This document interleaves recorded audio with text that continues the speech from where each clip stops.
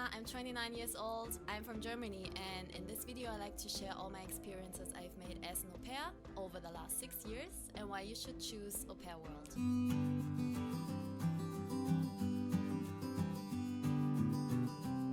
Okay, so just so that I can give you a quick overview of my 6 years au pair journey, I started with going to the US through an agency, followed by then being an au pair for 2 families in Canada. Then I went back to Germany for a couple of months, and then I flew to Iceland. And for Iceland, I found my host family through AuPairWorld.com. That was my first and really great experience with this platform, but I'm gonna dive into that more detailed in a second. And after Iceland, I went back home to Germany, and then I went back to Canada for half a year, but that was, well, I was nannying in Canada, but I was more focusing on traveling a little bit more. So since summer 2019, I've been back home, going through all these pictures and videos I've took, and I'm just so ready to go somewhere very soon if our world is back to normal again, which hopefully is very soon. Okay, so let's talk AuPairWorld. I've tried 3 different ways of becoming an au pair, and I wouldn't want to miss any of these 3 experiences, but I would really recommend AuPairWorld.com. I personally would recommend AuPairWorld.com, as I feel like it is so much easier for the au pair, but also for the host families to get into touch with each other.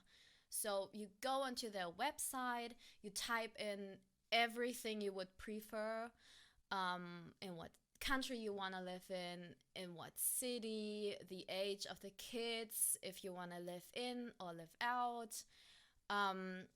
Yeah, so literally everything you would prefer, you can just type in the profile, and it is just gonna show you all the optional families. You can see their profile, the pictures, or like a video or something, and then you can decide whether you want to start a conversation with them or if you want to keep looking for other families. Yeah, so it is just totally up to you to find the right fit, and I think that it is way easier than having the support of an agency, because when you're with an agency, you are getting some applications from host families. When I went through an agency, I had like maximum 2 applications from families, and then I had to decide. You know, it is not totally up to you finding a host family. With AuPairWorld, I mean, there's a lot of families out there, and I'm sure that you're gonna find the right fit for you. So I found my host family from Iceland through AuPairWorld.com, and what I want to let you know is that you should describe yourself and your idea of becoming an au pair, your needs and wishes, very specific. It makes it so much easier when everything is written down very detailed, and the host families then already see your requires, your idea of becoming an au pair, and then you can start chatting with them. And after a few messages going back and forth, you can have a Skype conversation with them. And this is also something I would highly recommend you to have a Skype conversation. And I know that a lot of au pairs are getting intimidated or getting nervous over this, but I'm telling you, it is so much better talking in person with the host family. Also, the host families are nervous too, but it is a really good way to get to know each other more and better. And when you feel like this is the right fit, this is the perfect family for you, then you're gonna feel comfortable around them anyway. So give it a shot, give it a try, and just make sure that you're gonna Skype with them at a time where you can actually see the kids and get to know the kids. So get ready for your Skype meeting, write down all the questions you want to ask them, let them know about your expectations and your goals, get to know the kids, ask a lot of questions about the kids, let them know about your personal do's and don'ts and some travel options. just be open and honest right away from the beginning. And, communication is key when living and working together with a family. And with that being said, let's talk about living and working together with a family.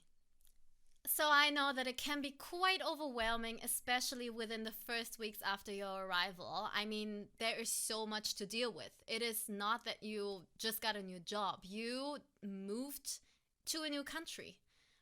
You moved into a new place together with a family, and you still need to get to know each other. You still need to get to know the kids you'll be taking care of, and you need to entertain. You talk in a different language. You are away from family and friends. There might be a dog you also need to take with you when you go outside. And I know it can be so hard at the beginning. I remember my very first stay with a family in the USA. That was my first au pair experience. I was 19, and yeah, it was just too much for me. I think it was overwhelming. I only knew one girl living in my area. She was also an au pair from Germany. And I think, I was living in New York, and there was so much to process that looking back now, I think that it would have been very helpful if I knew more people. That wasn't the case for me with my first experience in New York. It was just a lot.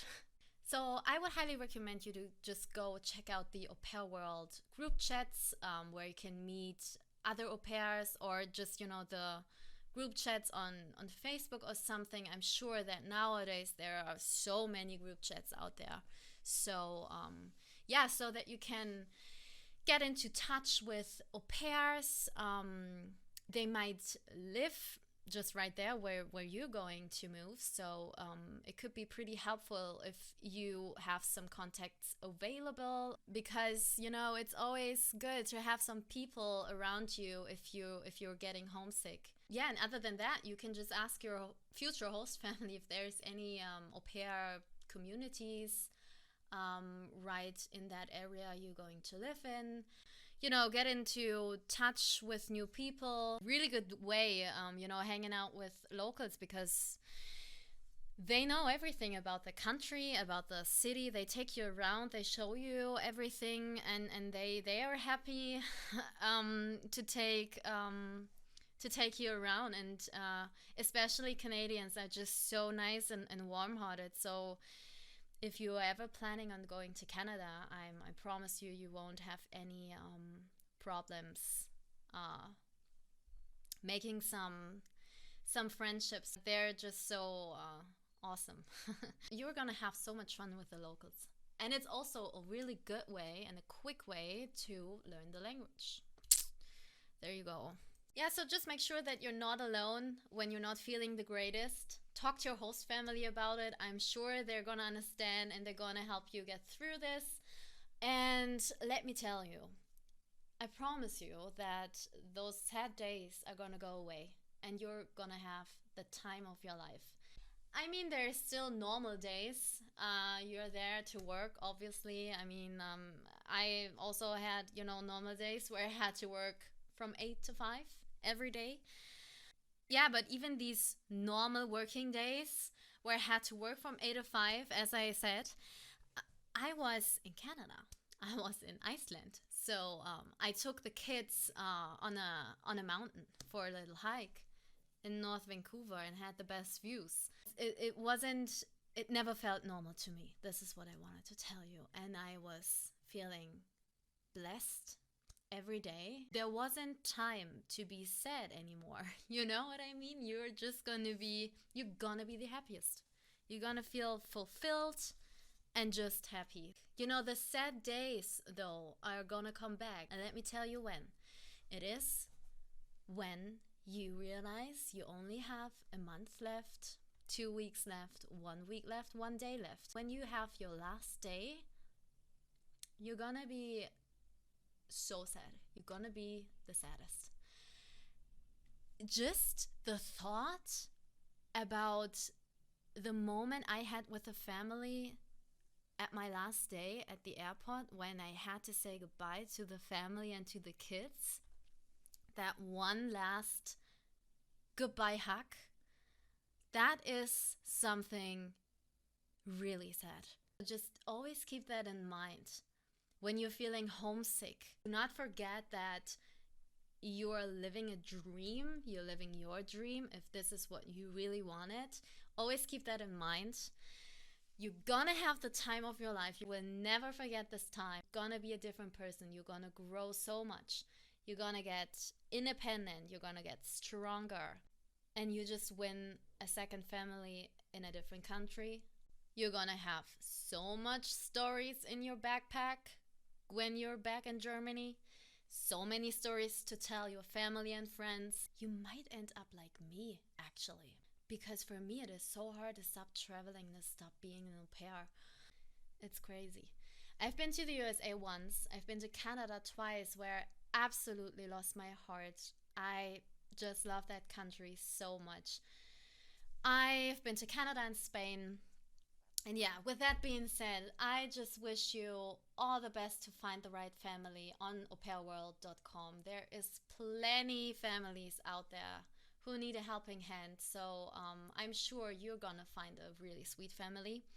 And yeah, I just wish you a wonderful start, a wonderful time. And I'm just thankful and grateful that there is agencies or platforms like AuPairWorld out there who makes it so easy these days to become an au pair. And yeah, I'm glad that I went. I'm gonna let you know where I might be next year, or in 2 years, or in 3 years. So, bye bye.